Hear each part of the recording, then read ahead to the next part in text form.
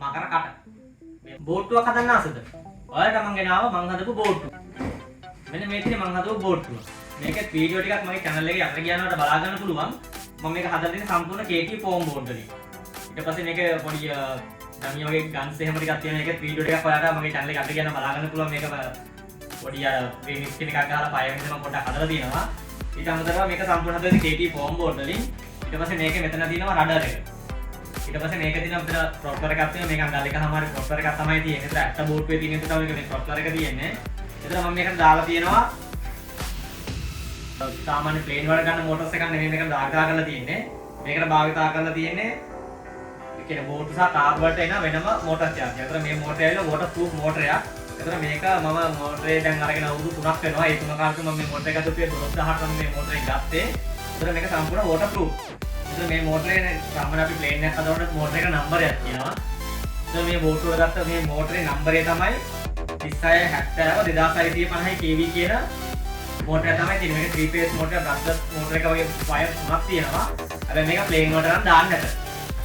ඊට අමතරව අපි මේ බ්‍රස්ලස් මෝටර්ස් වලට දාන ඒ කියන්නේ අපි ප්ලේන් වලට දාන ESC එකකට දාන්න බෑ.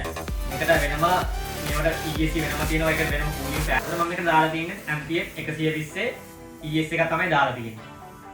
එතන මේ හැඩේ කොහෙවත් නෑ. මම ඩිසයින් කරපු හැඩයක් තමයි තියෙන්නේ.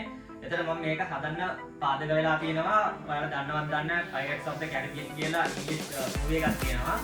ඒ මූවි එකේ තියෙන තමයි පොඩ්ඩක් මේක හදලා තියෙන එක නේද මම පොඩකාරයේ ඉඳන් මම සම්පූර්ණ හදලා තියෙන්නේ. ඒක විතර ගහලා තියෙනවා මම Pirates of the Caribbean කියලා ස්ටිකර් එයාලගේ ලෝගෝ එක. ඊට අමතරව මෙතන මම ආසනෙක තමයි යාත්‍රා අප්තා මේක හදන්නේ මේ මකර කට.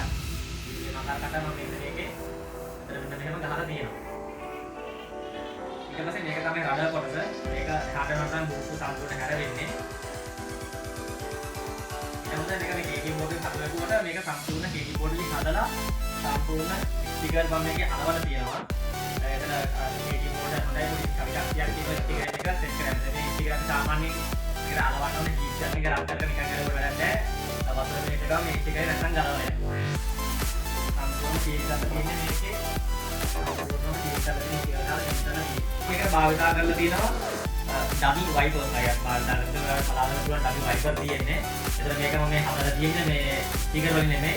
අපේ ගෙදර තිබ්බ ඉතලේ ඉරුට් කෑල්ලක් වගේ අරගෙන ටික කපලා ග්ලූ මේ සුපර් ග්ලූ ටිකක් දාලා මේක මෙහෙම අලවලා තියෙන්නේ.